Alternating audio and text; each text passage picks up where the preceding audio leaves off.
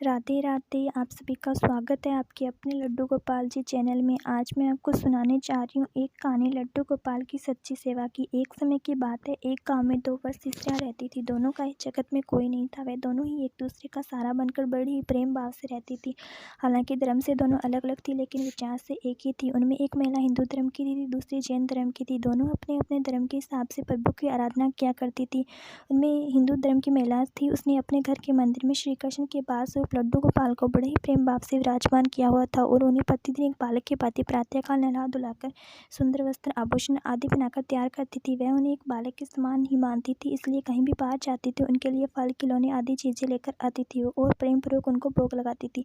इस तरह वह दोनों महिलाएं एक दूसरे के परस्पर सहयोग से अपना सुखमय जीवन व्यतीत कर रही थी कि वो दोनों जब पूजा पाठ एवं सभी कामों से मुक्त होती थी तो बचा हुआ समय एक दूसरे के साथ सुख दुख बांटते हुए व्यतीत करती थी। तीर्थ यात्रा जाने का अवसर कुछ समय बीतने के बाद श्रावण मास में हिंदू महिला को तीर्थ यात्रा पर जाने का अवसर मिला। तब उसने अपने अति प्रिय उस जैन धर्म की महिला से भी चलने के लिए कहा, क्योंकि वृद्धावस्था अधिक होने के कारण वह चलने फिरने में थोड़ी असमर्थ थी। इसलिए उसने जाने से मना कर दिया और कहा कि मुझे चलने फिरने में परेशानी होगी, इसी कारण तुम्हें भी तीर्थ यात्रा में विघ्न रहेगा।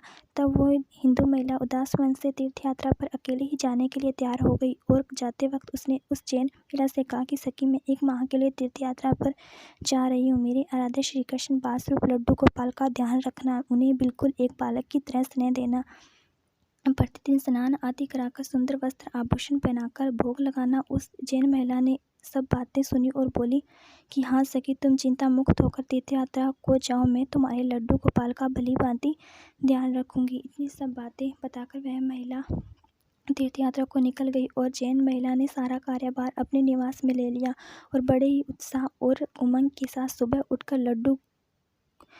उठकर खुद नित्य कर्म निवृत्त होकर लड्डू गोपाल के स्नान की तैयारी में लग गई। उसके बाद जब वो उन्हें नहलाने लगी, वह इस महिला की नज़र लड्डू गोपाल के पाँव की तरफ पड़ी। वह दंग रह गई, क्योंकि उनके पैर मुड़े हुए थे। उसे लगा कि उसकी वजह से उनके पाँव टेढ़े हो गए हैं। उसका मुख्य कारण ये था कि उस महिला ने जब भी उन्हें लड्डू गोपाल को देखा था, वस्त्र एवं आभूषणों से सुसज्जित देखा था। वह इस बात से अनजान थी कि लड्डू गोपाल घुटनों के बल पर बैठे हुए थे। उनका बाल स्वरूप ऐसा ही है।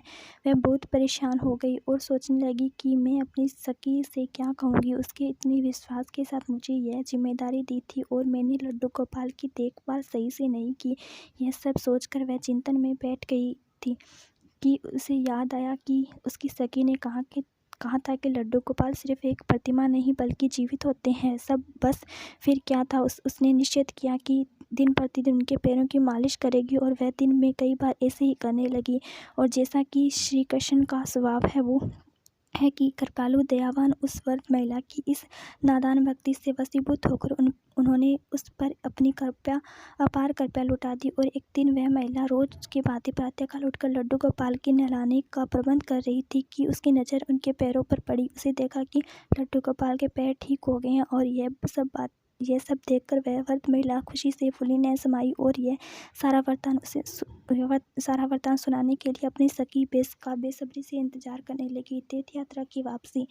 कुछ समय के पश्चात जब वह हिंदू धर्म की महिला तीर्थ यात्रा की पूर्ण करके वापस आई तो सबसे पहले वो अपने लड्डू गोपाल के दर्शन को ललायित थी और जैसे ही उसके लड्डू गोपाल को देखा तो आश्चर्य में पड़ गई। उसने देखा कि लड्डू गोपाल खड़े हुए थे। उसने सोचा कि शायद यह उसके लड्डू गोपाल नहीं है और अपनी सखी से के पास जाकर यह सब पूछा। तब उस जैन धर्म की महिला ने सारा वृतांत उसे सुनाया। उसकी बात सुनकर हिंदू महिला समझ गई थी कि यह सारा खेल उस मुरलीधर कृष्ण कन्हैया का है और थोड़ी दौड़ी लड्डू गोपाल के पास पहुंची और उनके चरणों में गिरकर बोली, हे मेरे कन्हैया, हे मुरलीधर, आपकी दया की कोई सीमा नहीं है, आपकी कृपा का कोई सानी नहीं है। और फिर उस जैन वृद्ध महिला से बोली कि हे सखी, तू धन्य है, तुझे पर श्री कृष्ण की ऐसी कृपा हुई जो कोई कभी सोच नहीं सकता।